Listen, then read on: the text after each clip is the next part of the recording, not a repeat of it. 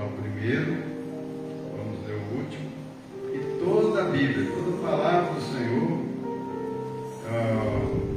a missão, a função da palavra de Deus é nos apontar o caminho, é nos mostrar que Deus tem preparado algo novo para nós, E nessa carta de Laodiceia, que foi a última carta, nós vamos aprender algumas coisas.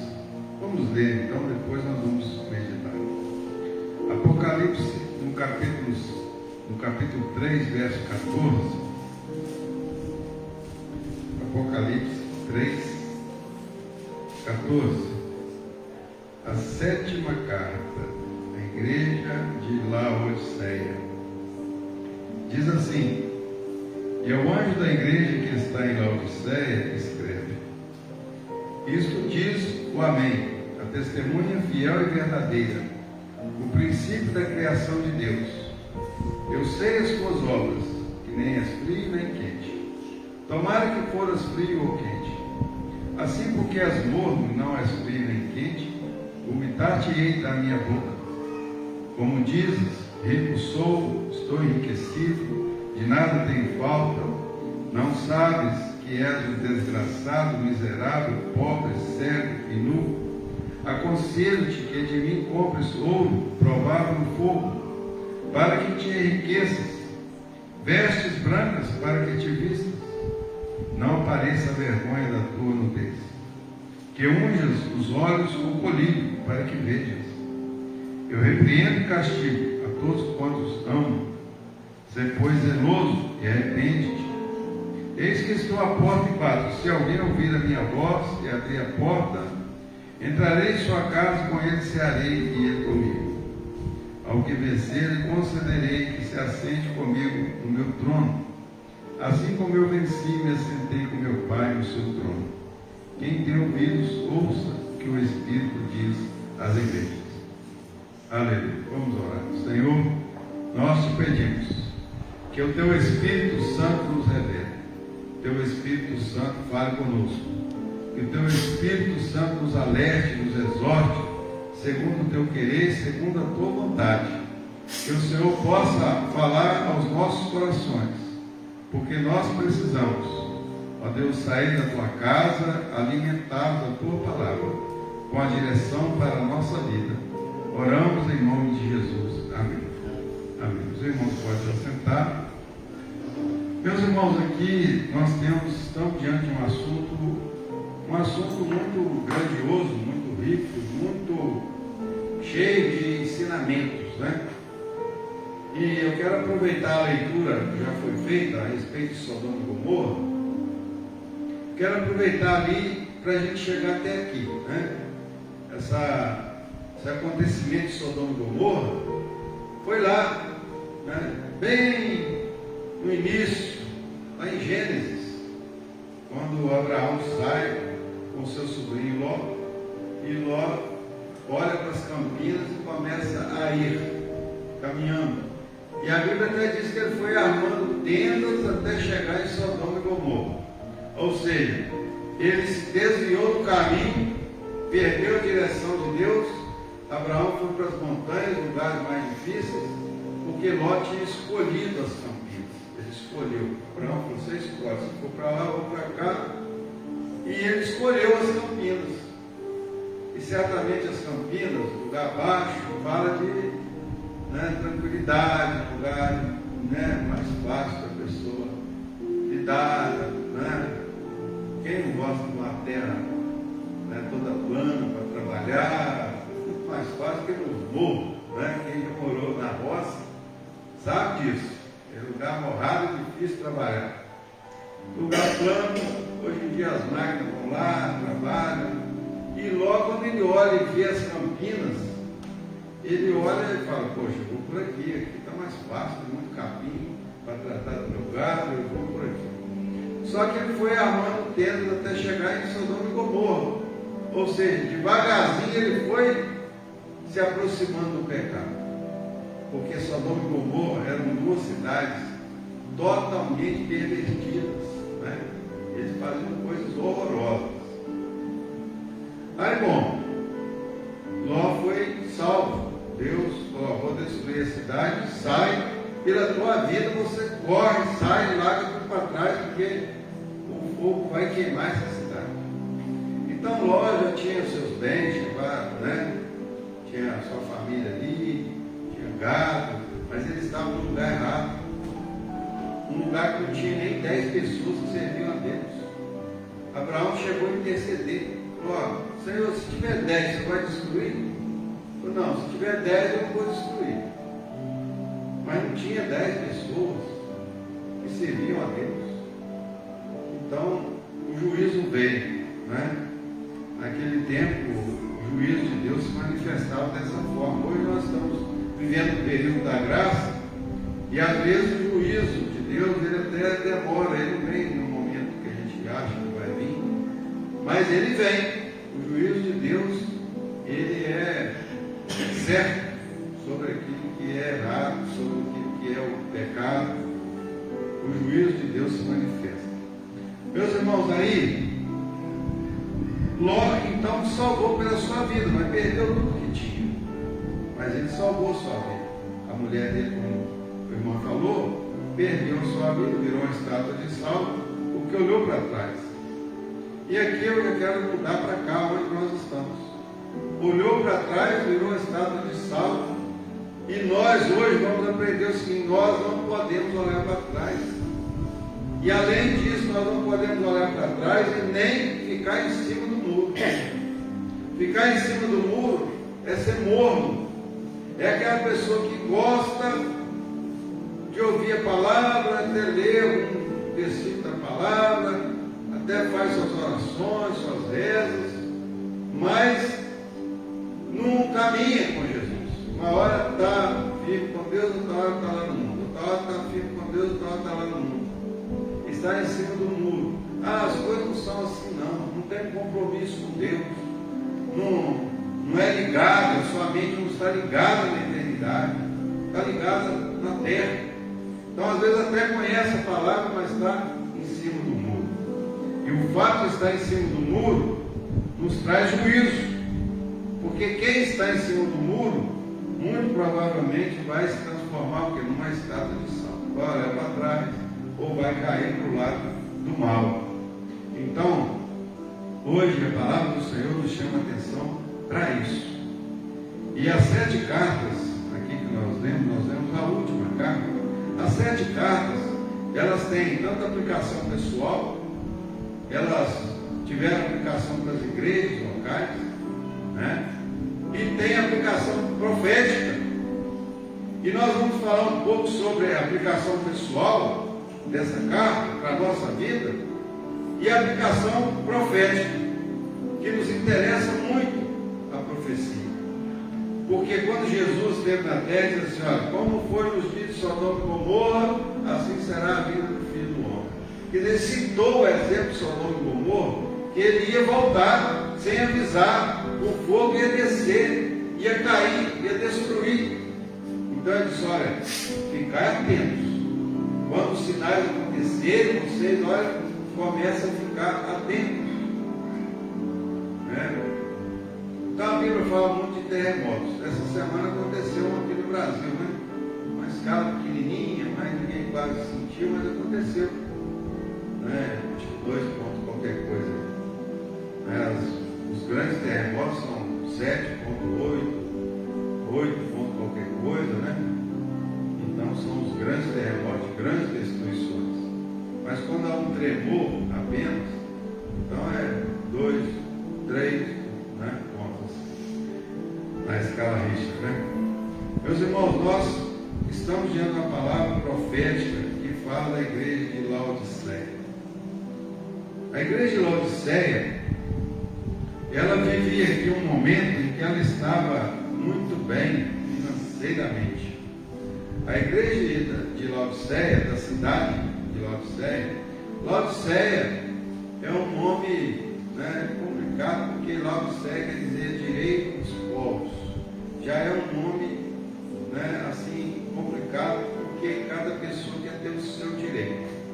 E nós estamos vivendo esse tempo agora. Tudo tem direito, todas as pessoas têm direito, os animais têm direito, as árvores têm direito, tudo tem o direito. Então, Laodiceia quer dizer isso, né?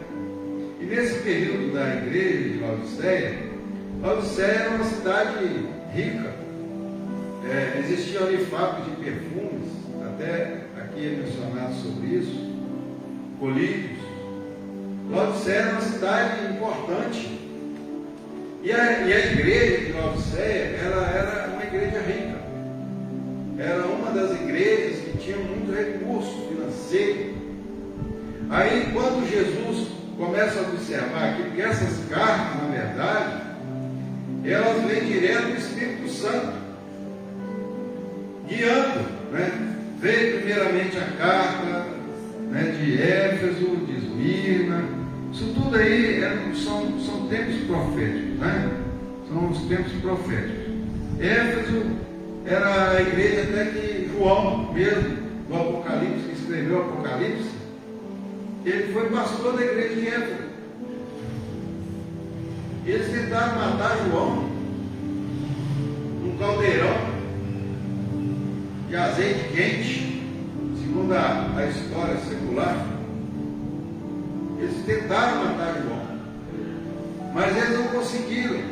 Então eles mandaram deportar ele lá para essa ilha, chamada Ilha de Patmos. E lá ele ficou até morrer. Foi lá que ele teve a revelação do Apocalipse. Era uma ilha cheia de cobras, então eles mandavam os prisioneiros para lá, para que fosse picado lá pelas serpentes, né, e lá morresse e ficasse por lá. E João foi para essa ilha. Ele já estava de idade, e lá ele começou a ter revelações. Ele viu o Senhor, né, ele viu o Senhor Jesus na forma glorificada, e ele caiu em seus pés.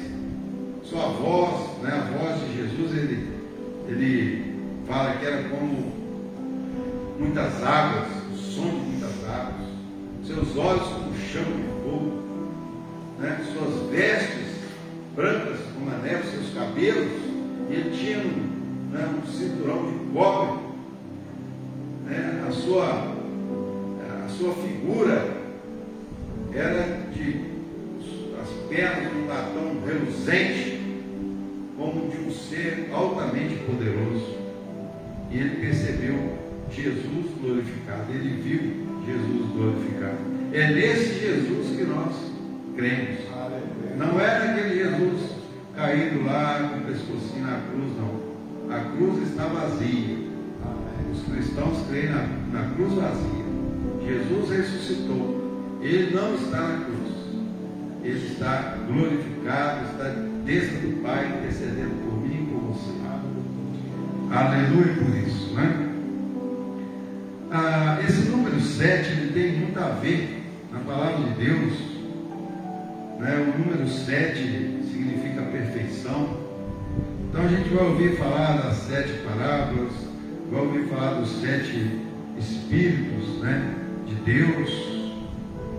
A gente vai ouvir falar do Espírito do Senhor que está lá em Isaías, o Espírito de sabedoria, segundo, o Espírito de inteligência, terceiro, Espírito de conselho, quarto, fortaleza, quinto, conhecimento, sexto, e o Espírito de temor de Deus, que é o 7º Espírito.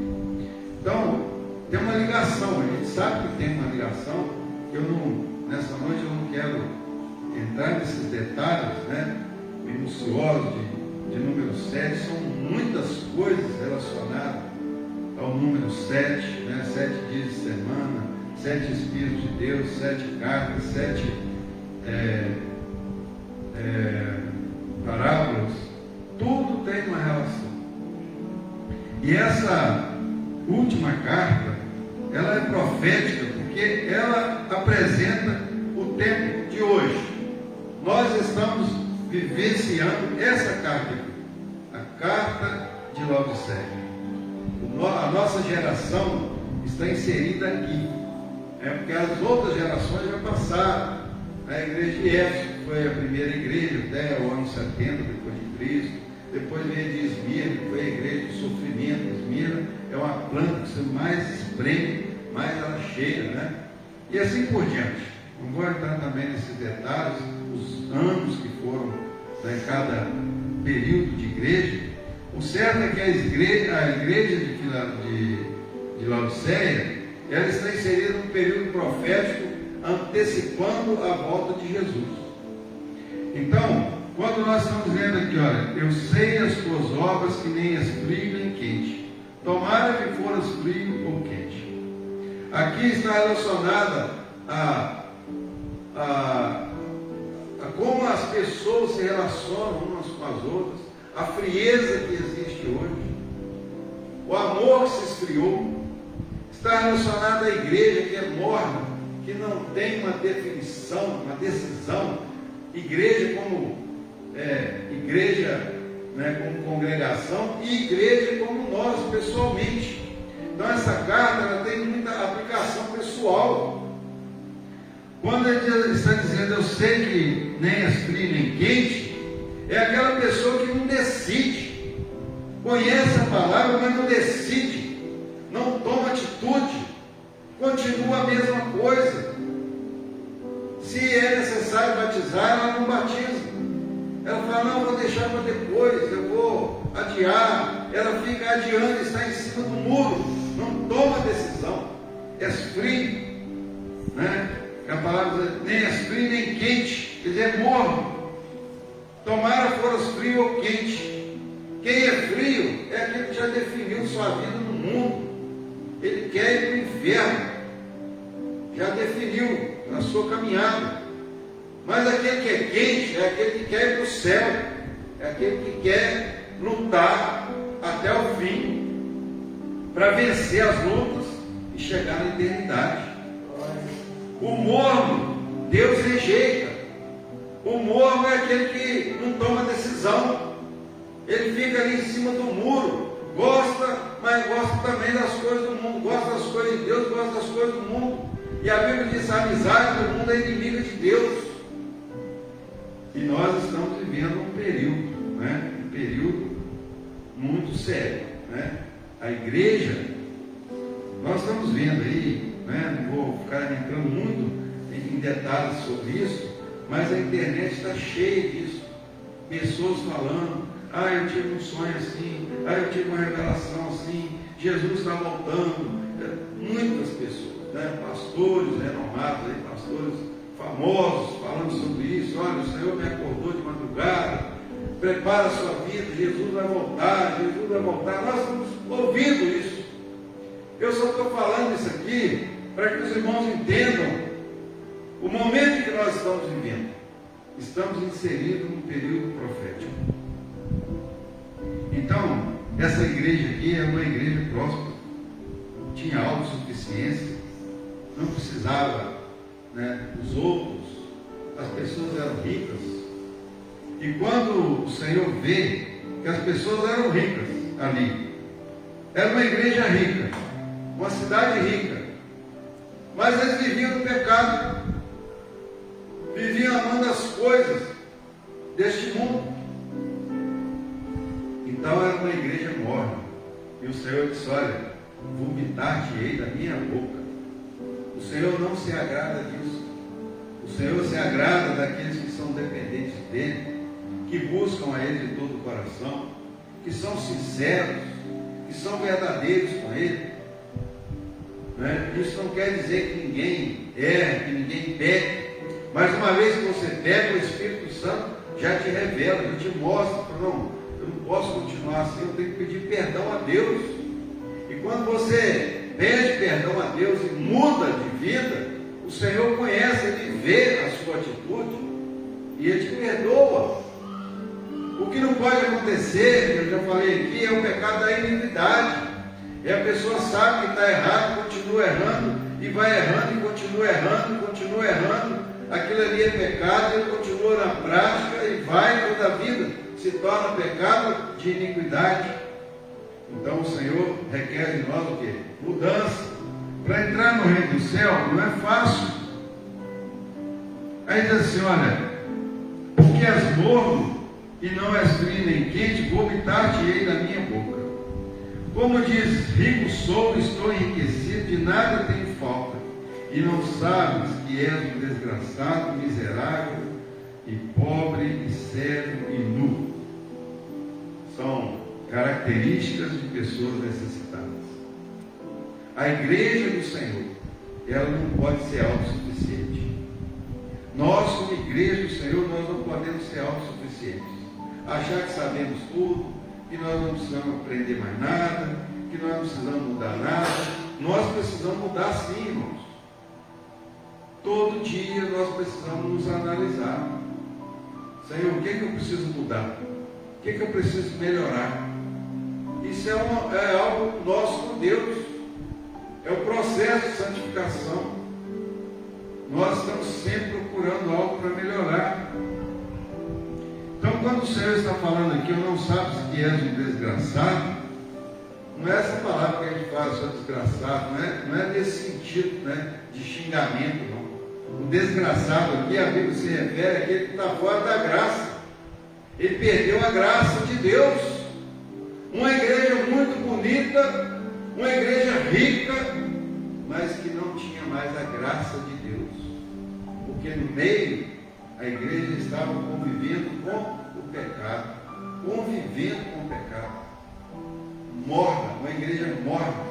E nós não podemos ser assim.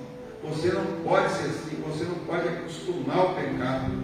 Você não pode acostumar a viver no erro. Né? Ser morno. Ser crente e ser mundano. Não funciona. Para Deus, o que a gente tem que ser? Quente, definido, verdadeiro. Porque nós estamos hoje vivendo no nosso país um provável, daqui para frente, uma provável perseguição nas igrejas. Porque é uma tendência mundial, isso aí não tem como fugir, né? Não tem como a gente escapar. Nós vamos ser provados.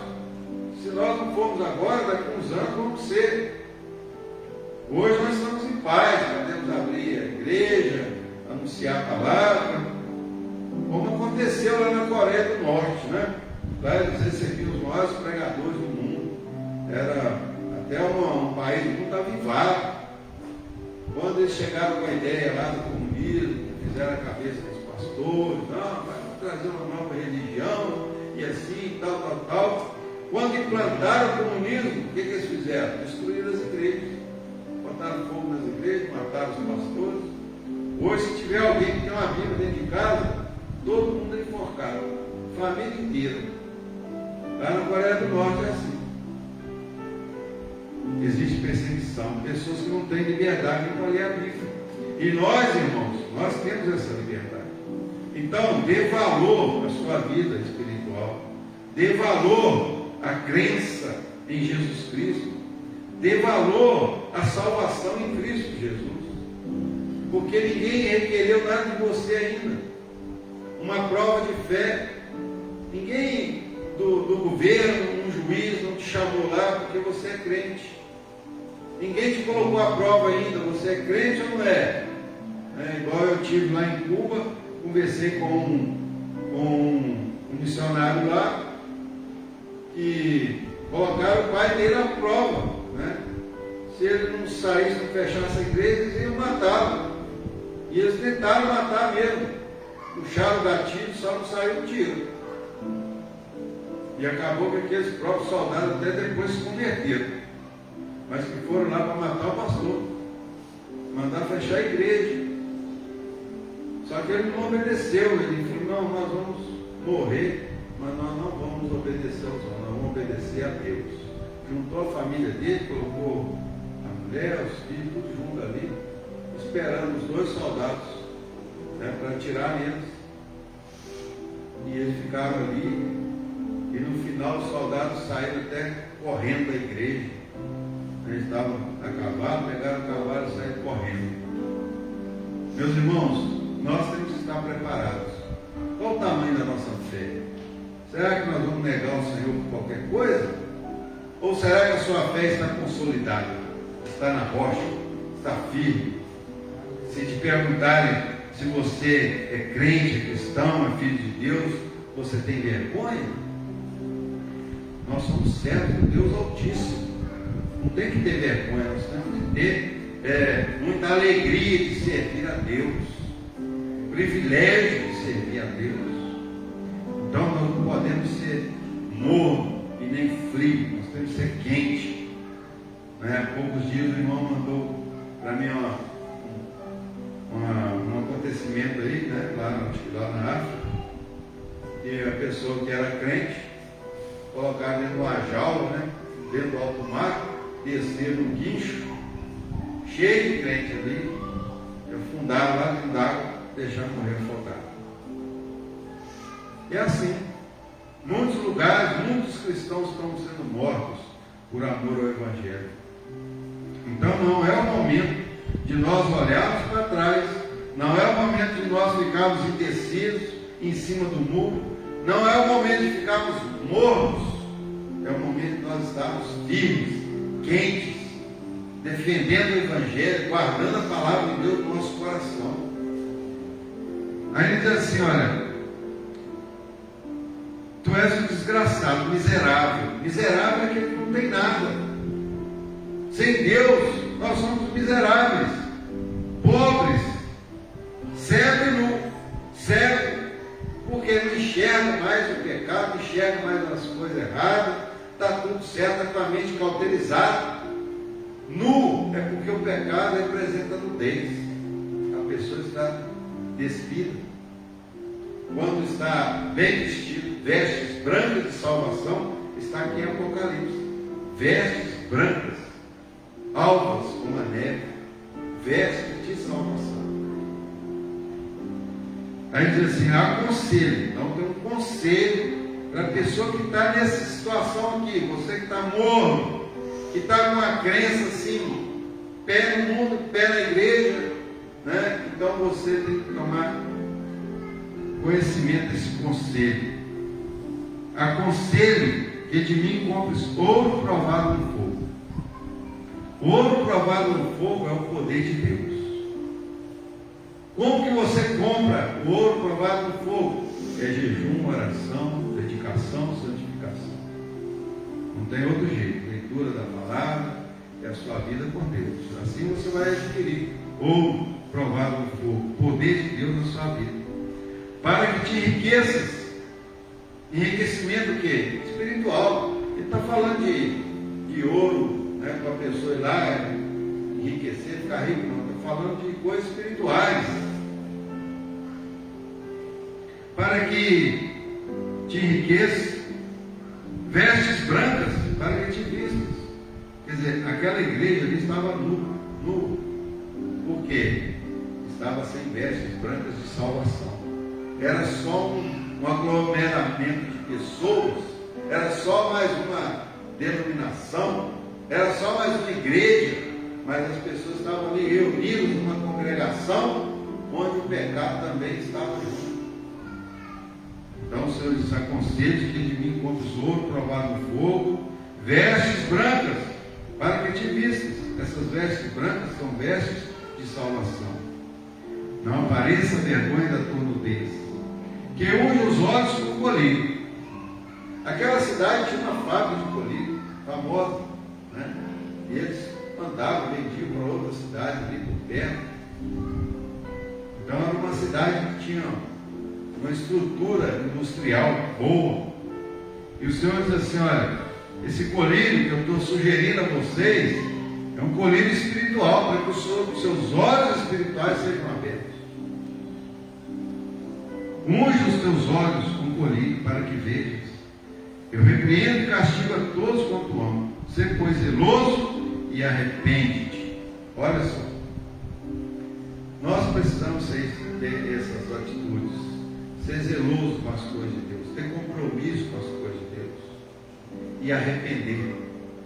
As pessoas hoje estão com dificuldade de se arrepender. Querem ser cristãos, querem ser evangélicos, sei lá o que, né, que querem ser, mas não querem deixar aquilo que ficou para trás, não querem deixar o pecado, não querem ter mudança de vida. Quer dizer, não vai resolver nada. A palavra de nós praticarmos. Se não praticar, não funciona, não vale nada. Pode conhecer, é a mesma coisa do médico te receitar um remédio e você saber que tem que tomar aquele remédio, mas você não vai lá na farmácia, não compra e não toma, então não valeu nada. A Bíblia é dessa forma, é um conselho que de mim faças isso e isso.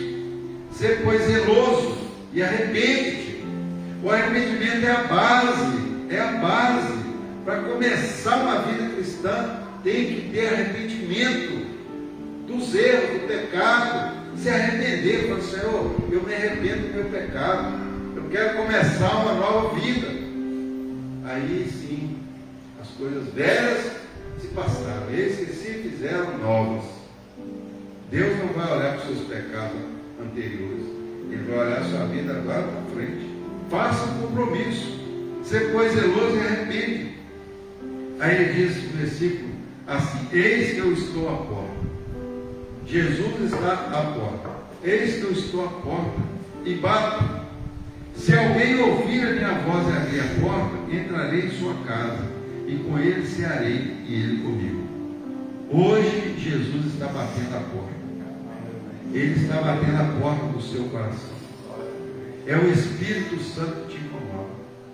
Se o Espírito Santo está te incomodando, é porque você já conhece, é um escolhido de Deus, tem temor de Deus, o Espírito Santo está falando com você, então você tem que tomar uma atitude. Não adianta só ouvir essa palavra e ficar do mesmo jeito, tem que tomar uma atitude. Eis que estou à porta e bato. Se você abrir a porta, diz a palavra aqui, entrarei em sua casa e com ele cearei e ele comigo. Aí você vai sentir a alegria da presença do Espírito Santo na sua vida, a presença de Jesus na sua vida, ceando com você. O que é isso? Comunhão. Ceia quer dizer comunhão. Quando alguém está almoçando com você, você convida alguém para estar na sua casa, comendo na sua mesa, é comunhão. Então quando ele diz estarei, entrarei na sua casa e com ele cearei e ele comigo, está falando de uma comunhão íntima com Jesus. Você vai ouvir a voz de Deus. Então, ouça a voz. E a palavra diz: se hoje ouvires a voz do Senhor, não endureçais o vosso coração. Jesus está batendo a porta do seu coração. Abre a porta e deixa ele entrar. Convide-o a fazer parte da sua vida. Honre ao Senhor Jesus com a sua vida.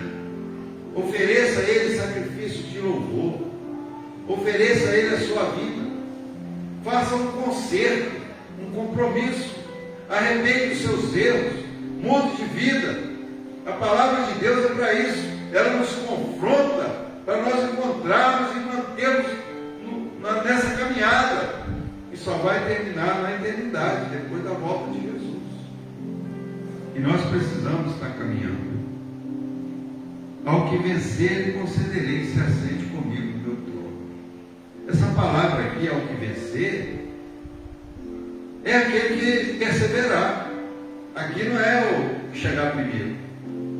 Ah, chegou primeiro, venceu. Não, o vencedor aqui está relacionado àquele que venceu o mundo, que venceu o pecado, que venceu suas próprias vontades. Nós somos cheios de vontade. Então tem pessoa que é cheia de vontade. Ah, se eu tiver vontade, eu faço. Se eu não tiver, eu não faço. Se eu quiser, eu faço. É assim. Mas a palavra de Deus nos ensina diferente. Ao invés de fazermos a nossa vontade, fazemos a vontade de Deus. Então ele disse: ao que vencer, lhe concederei que se assente comigo no meu trono. É aquele que vencer. É aquele que venceu o mal, que venceu o pecado, que venceu esse mundo, que venceu o diabo, que venceu ele mesmo, que venceu as suas próprias vontades, para ter um compromisso com Deus. Então ele promete: aquele que vencer, ele vai se sentar comigo no meu trono. Assim como eu venci e me assentei com meu Pai no seu trono. Jesus venceu. Ele disse: eu venci o mundo. Eu venci o mundo. E o outro, a passagem diz: vós vencereis também, vós vencereis esse mundo, vós não sois desse mundo. Então a palavra é para nós vencermos esse mundo. Quem tem ouvidos, ouça o que o Espírito diz às igrejas. Então, se você tem ouvidos espirituais, esteja atento. Porque essa palavra profética, ela não vem de agora. Ela vem desde o Gênesis. Daniel, quando viu lá aquela estátua, né? Cabeça de ouro, peito de prata, quadris de bronze, perna de ferro, pés de ferro e barro, ele disse: olha, esses são os reis que virão. Tu és a cabeça de ouro, já falou do Império Babilônico. Depois vieram o Império dos Medos e dos Persas. Depois veio o Império Macedônio. Depois veio o Império Romano. Hoje nós estamos vivendo o último período, o Império dos pés de ferro e barro. Aí naquela visão veio uma pedra enorme e destruiu aquela estátua. Aquela pedra era Jesus. Fez um grande monturo, estabeleceu um reinado que nunca mais será destruído. O reinado de Jesus nunca mais será destruído. Nós estamos vivendo esse tempo. Então, meus irmãos, vamos estar atentos, né? Vamos estar atentos à palavra, vamos estar atentos. Jesus assim: eis que eu estou à porta e bato. Então hoje, se Deus estiver batendo na porta do seu coração, você que está ouvindo pela internet, entregue a sua vida a Jesus enquanto é tempo. Buscar o Senhor enquanto se pode achar. Porque Ele voltará. Ele voltará para buscar a sua igreja. E só vai subir quem tiver o seu nome escrito no livro da vida. Só vai entrar para o gozo do Senhor aqueles que obedeceram, aqueles que aceitaram Jesus. Então aceite Jesus hoje, não deixe para amanhã. Muitas pessoas estão partindo dessa vida, né, indo para o inferno, mesmo conhecendo a palavra de Deus. Então vamos ficar de pé, vamos orar. Esta é a oportunidade. Eis que eu estou à porta e bato, diz o Senhor. Jesus está batendo a porta do seu coração. Arrepende e volte para o Senhor. Buscai o Senhor enquanto se pode achar. Abre a porta do seu coração, porque Jesus vai entrar e vai cear com você. E você vai cear com Jesus. Vai haver uma comunhão íntima e o Espírito Santo vai alimentar a sua alma que está doente, carente, né? Alguns pensando em suicidar, outros estão atormentados espiritualmente, e o remédio é a palavra de Deus. O que traz paz à nossa alma é a presença de Deus. Vamos orar. Senhor Deus, nosso Pai, glorificamos a Ti, Senhor, por essa palavra, uma palavra de exortação, de advertência, porque vivemos num tempo profético. A qualquer momento o Senhor Jesus poderá vir nas nuvens buscar a sua igreja. Estamos vendo os acontecimentos no mundo todo, as profecias se cumprindo, os sinais se cumprindo, e nós pedimos: ser conosco, nos sustente, segura na nossa mão, para que nós possamos continuar firmes nessa caminhada. Ó Deus, nós precisamos do Senhor. Não queremos ser como essa igreja autossuficiente, essa igreja Laodiceia, mas queremos ser uma igreja dependente do Senhor. Nós precisamos do Senhor. Ó Deus, que o Senhor tenha misericórdia de nós e nos ajude, Senhor, porque nós somos pequenos, somos falhos, somos pecadores. Nós precisamos do perdão, nós precisamos do Senhor a todo momento. Fale aos nossos corações, que nós possamos ser alimentados pelo Teu Espírito, estarmos sempre alegres na Tua presença, a nossa fé que possa estar sempre firme no Senhor. Oramos por aqueles que estão nos ouvindo também pela internet, que possam, ó Deus, arrepender-se. A nossa oração para que o Senhor dê a eles força, para que eles possam voltar aos caminhos do Senhor, enquanto é tempo, possam se arrepender dos seus pecados e voltar à presença do Senhor. Que o Teu Espírito Santo possa estar completando essa obra de salvação, que haja uma tomada de decisão, porque a Tua palavra diz: estou à porta e bato, se alguém abrir a porta eu entrarei.